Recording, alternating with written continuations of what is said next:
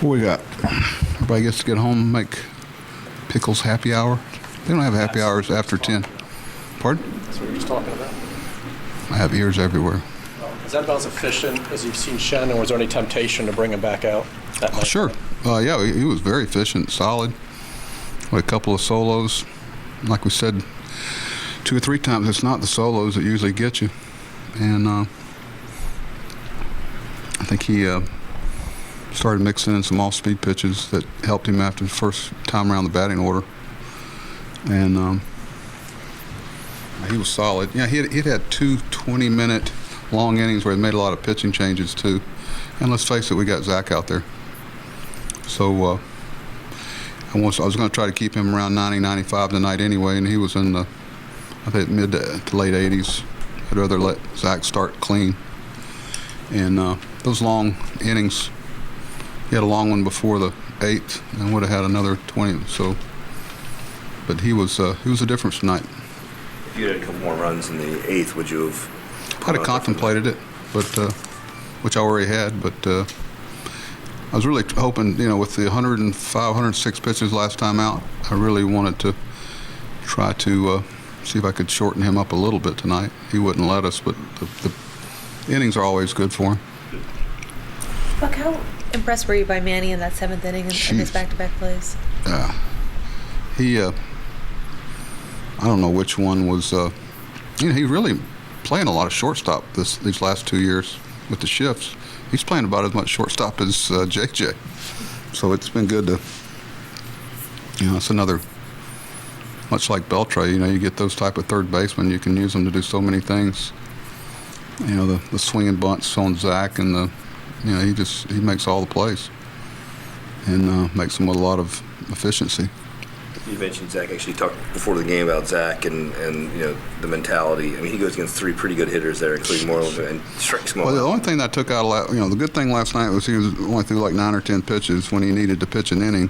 The other part I didn't like was the people that he faced last night. I was hoping he would face a different part of the order. So when you see him face basically the same people again tonight, that was the one.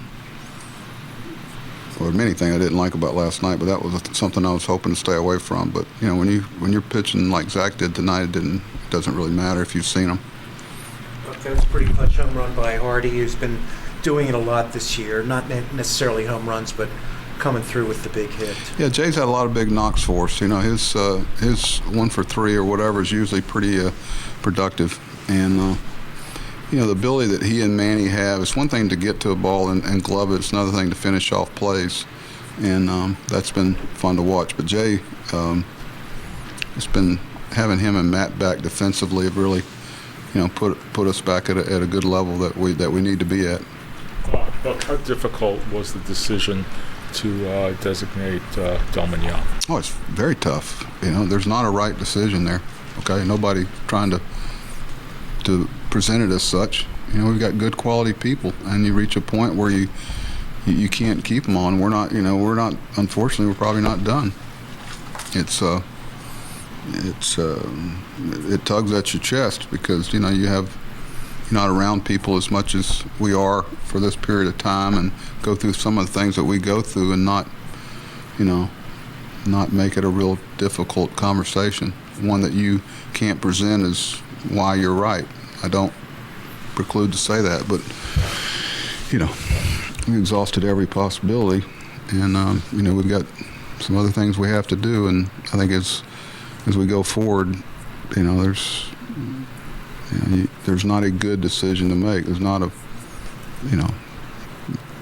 there's always anybody we do are going to end up in the big leagues with somebody else. It's just kind of where, in a way, we've graduated to, I hope. But Delman, baseball has a way of your paths crossing again, and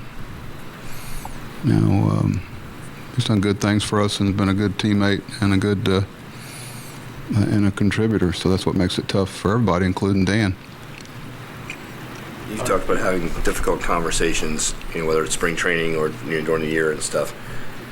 Because of your relation with him, because of what he did, for this team, at certain times, especially last year, where does that fit in? I mean, Well, I think, and obviously there's been some good things we've done in for Delman's career. He's appreciative. It was tough for both of us. I remember the first conversation I had with him when he came down to minicamp, and we had a long talk about what, and he didn't have a whole lot of people knocking on his door. And he's been, everything I asked of him, he did. So that's what makes it tough, and there's nothing he did wrong. Nothing he did wrong. But did you think of keeping Wayne Chen in the game for a complete game? Because after 87 pitches, he was still strong. Yeah, was he? Are you sure?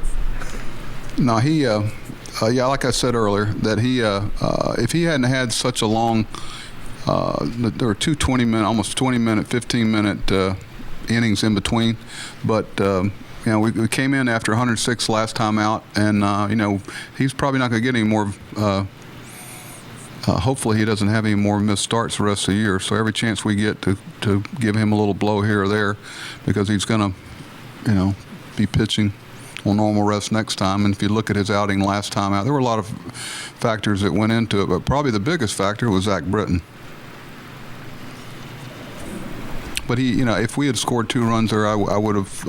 I told him between innings that if we scored 2 here, still considering it, so stay engaged in the game. So there was that possibility. Do you expect to stay with a 7-man bullpen tomorrow? No. But we'll have 7 guys in the pen tomorrow. Figure that one out. No, I think Bud's work day tomorrow. He may be available to us in the bullpen tomorrow. Obviously, got to make room for guys. Bud came in today and told me he was available in the bullpen today after 1 day and 100 plus pitches. So that was a no from me, but I appreciate him offering. Done?